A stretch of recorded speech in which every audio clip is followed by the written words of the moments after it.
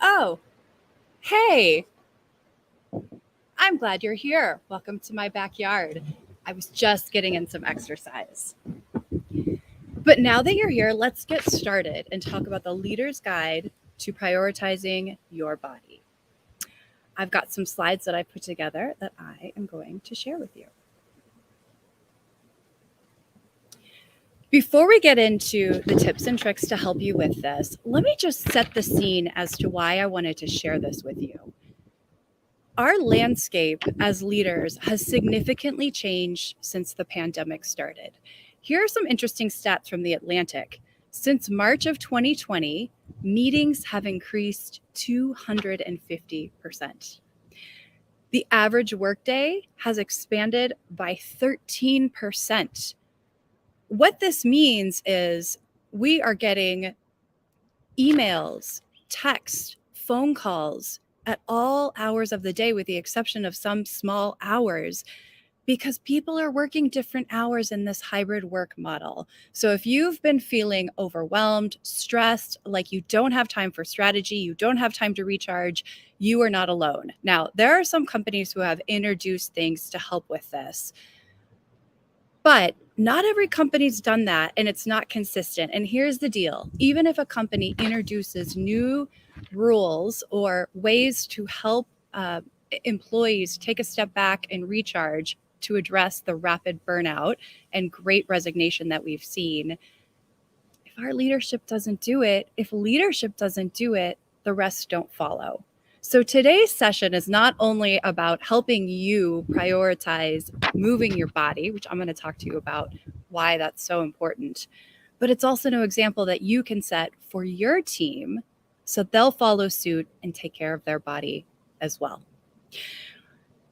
We are, during this series, reconstructing new ways to prioritize as a leader in the pandemic, post-pandemic world so you can operate at your peak and enjoy the ride. Hi, Anne-Sophie. It's great to see you. By the way, I love comments. Any and all people who join, jump in, tell me what you're thinking. If you have any questions, feel free to pop it in. Who am I? Why am I qualified to talk to you about this today? My name is Amy Sanchez. I'm an executive coach. Prior to this, I spent 13 years of corporate experience in marketing, working for big companies like Johnson & Johnson and Eli Lilly and some smaller startups.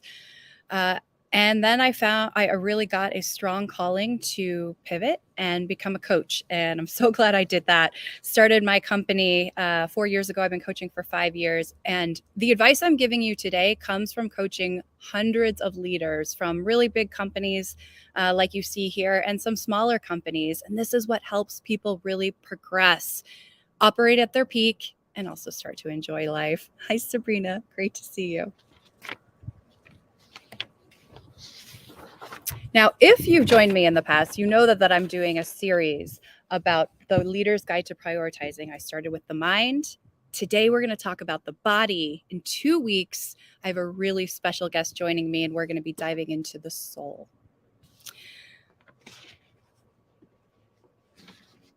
When you're a leader, it's common to take on challenging products.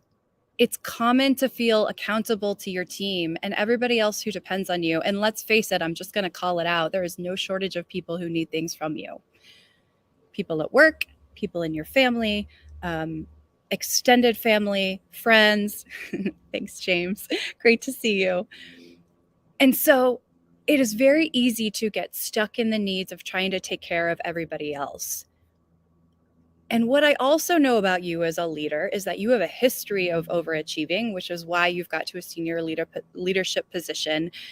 And it's something that's enabled you to be very successful throughout your career. You want to overachieve.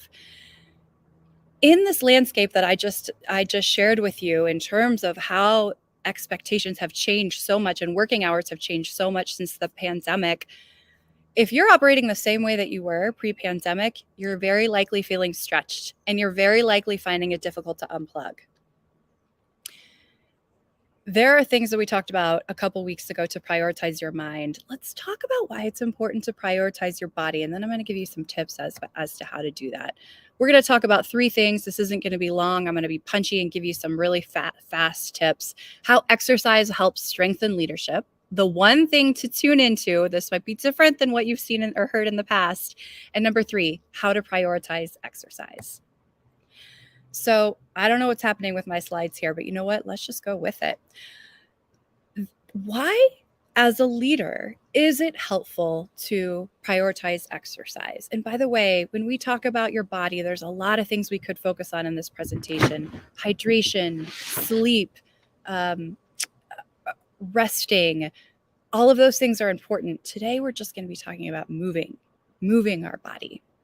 So here's what's interesting. There is areas of the brain that regulate stress and response. You all know that. You've probably heard it's the amygdala and the prefrontal cortex.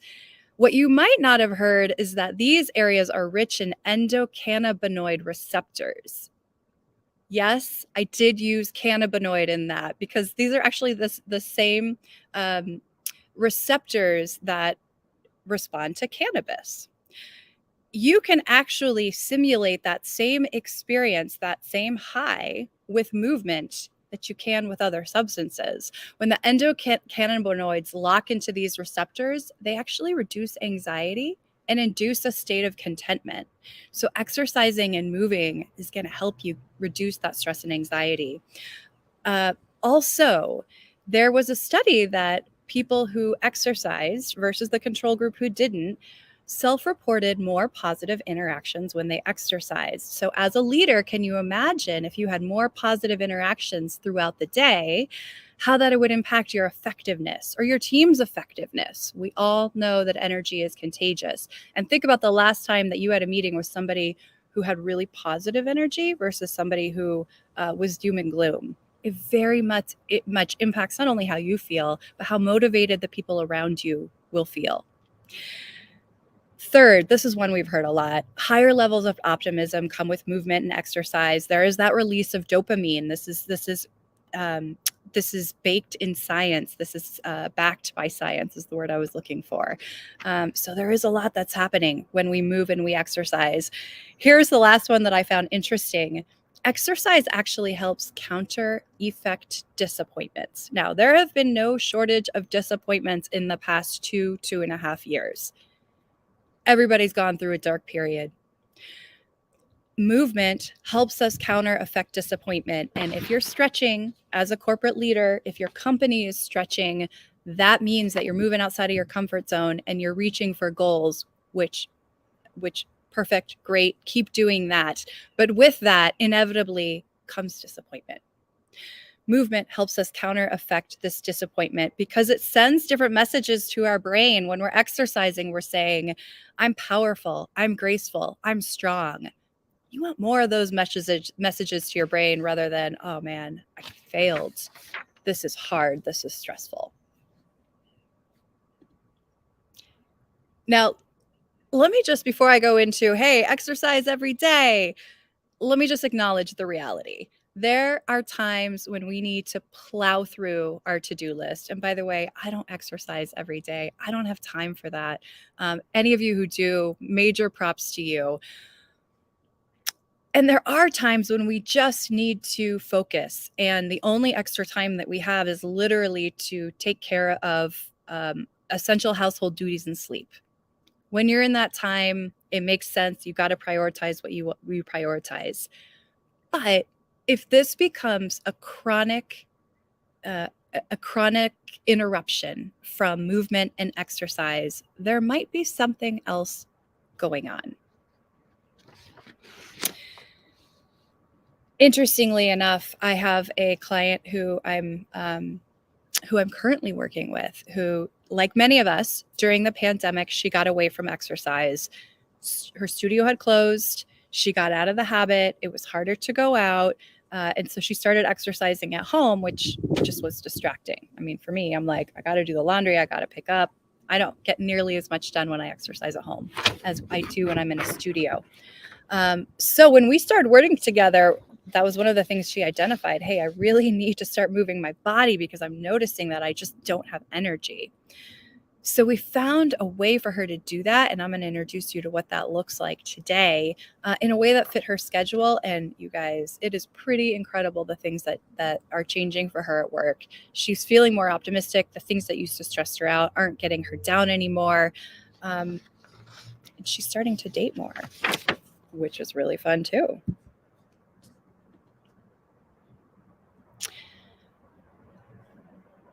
Before I go here, there are two things that we often think about when we're trying to incorporate exercise. There's this, man, I just got to do it. I know it's right. I'm a high achiever. I know this is something I should be doing. I'm going to ask you to just suspend that shoulding for a moment, because that's not a helpful place to be. As a coach, where we always start is with mindset, because if you can get the mindset in the right place, that's when you really start to see the progression. So if this is a chronic, you not exercising and incorporating time for movement, I am wondering if there is a message that you're consistently telling yourself that sounds something like, my health and wellness are not as important as the needs of others.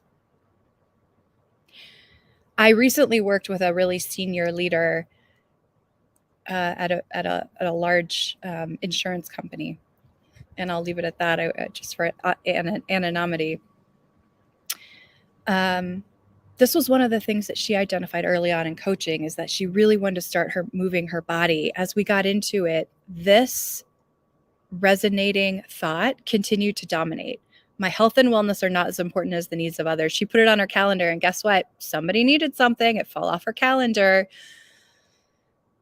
So if this is driving you, if you can resonate with this, this is the very first thing to tune into. Is it true that your health and wellness is not as important as the needs of others? Here's the other mindset that's really helpful. We are surrounded in a world of have-tos. I have to go to this meeting. I have to turn in this report. I have to prepare for the board meeting next week. I have to pick up my kids. I have to check in on my parents. This is exhausting. If we don't have any time that we can call our own and have the freedom to make our own decisions, we could feel like we're carrying a really heavy weight on our shoulders all day and that we're stuck. With movement and exercise, if you're also including it in that bucket of I have to, you're probably not going to do it. What we want to get you to a place is, we want to get you to a place where you want to exercise. I had a client that I worked with over the pandemic who was a very senior lawyer with Johnson & Johnson. And people were in some dark times during the pandemic. When she came to me, she was working all hours. She had previously had a bout with cancer that she had overcome. But because of that, she had to be really careful about exposing herself. And she wasn't exercising anymore. And she was going crazy. When we started working together, it was really clear that there was this, I have to exercise or the cancer is going to come back. I have to exercise, or, I'm going to gain weight. But she was surrounded by this world of have-tos. It's also the shouldings. I should do this. I should do that. I asked her the question, if you could choose to do something with your free time, what would you do? Her reply was, I would walk outside with my dog. We suddenly moved her from a world of I have to exercise to this is something I really want to do. I like to get outside. I like to walk. I like to get fresh air. And I like to spend time with my dog. What is that thing that you like to do as we're introducing movement and exercise back into your life, and helping you prioritize it as a leader? Because we know, based on the data I showed previously, how it's going to help you and your team.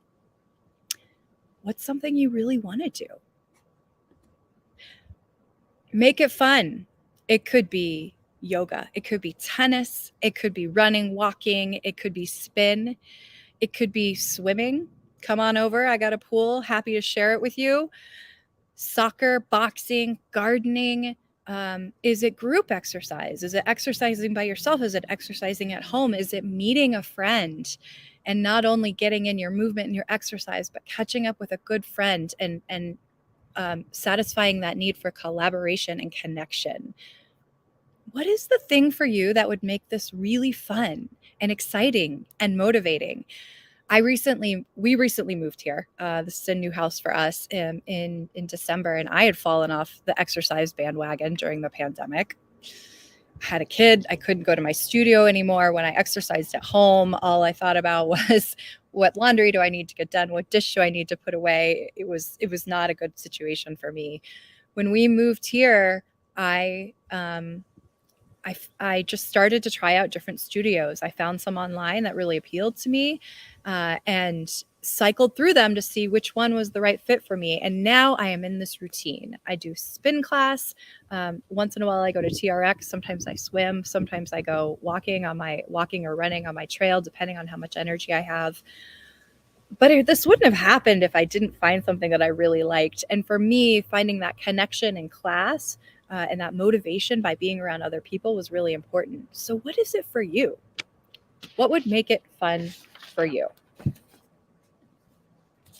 Once you figure that out and make this a fun project, you can cycle through and kind of experiment with different exercises, see which one really gets you going, check in, see how you're feeling afterwards, see how you're showing up differently at work, because I guarantee that you will, and then get it in the calendar. We all know once it's in the calendar, once it becomes routine, it's much easier to get it done. Now, definitely do this.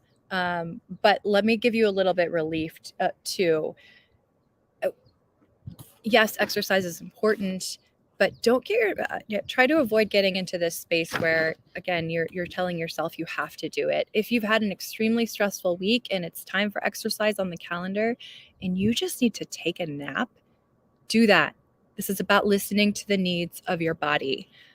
And your body knows what it needs, and it's telling you what it needs. So now it's up to you to really reestablish that connection if you don't feel it already, and check in, see what your body needs. A client that I had was a VP of marketing at a startup. The name's been changed for protection, but let's say her name was Charlene. Now, she was in this mode where she was stuck tending to everybody else's needs. I actually see this a lot with leaders, with this servant leadership mentality, which is fantastic because it creates a highly motivated team, but it can also get you into this space where you neglect your own needs and you can't serve others around you.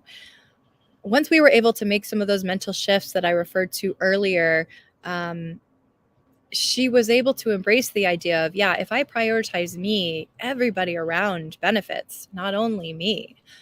And so as a result, she found an exercise routine that worked. She lost 10 pounds, planned a trip to Europe, got a raise at work. Her level of fulfillment went from a 5 to a 9. So this stuff works. It's really incredible when it does too, and when you open yourself up to it. I love this. We check our email all day, every day. Check on yourself as much as you check on your email.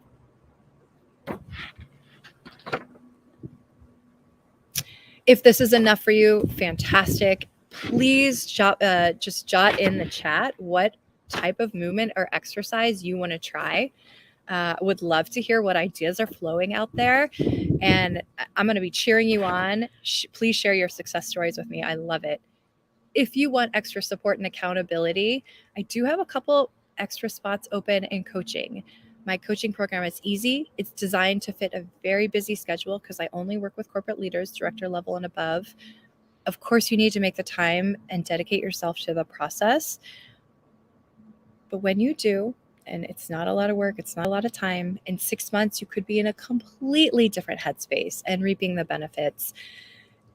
We're still in early stages of people understanding coaching and what it does. So some of the reasons people hire coaches is because they're busy. They want a professional who knows exactly how to do it in the limited amount of time they have. It's also nice to get an unbiased, experienced source who isn't your friend, your partner, your coworker, your family member, somebody who isn't invested in your outcome. And an executive coach can be company funded. So you might not even have to pay for this out of pocket. And I can talk you through what that looks like. A lot of my clients will actually get internal support and funding to help take them on this really transformational executive coaching journey. A little bit about what it would look like to work with me. And Sophie, you're walking your dogs with your husband. I love this because you're walking your dogs, you're connecting with your husband. Check, check.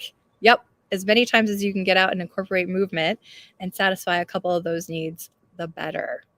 A couple of people who are interacting here could tell you that the coaching support that I provide has assessments that help you learn about you, your preferences, default style, bi-weekly coaching calls, dedicated exercise to accelerate your progress. And look, I've worked with a lot of different leaders. I know what I'm doing.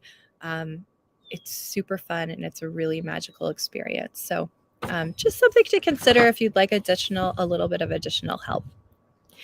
Here's the way that you can schedule time to chat with me. And with that, guys, I think I'm going to go on a walk or maybe jump in this pool. I encourage you to do the same. Have a fantastic weekend. And I look forward to seeing you for 2 weeks when we're going to be talking about the Leader's Guide to Prioritizing Your Soul.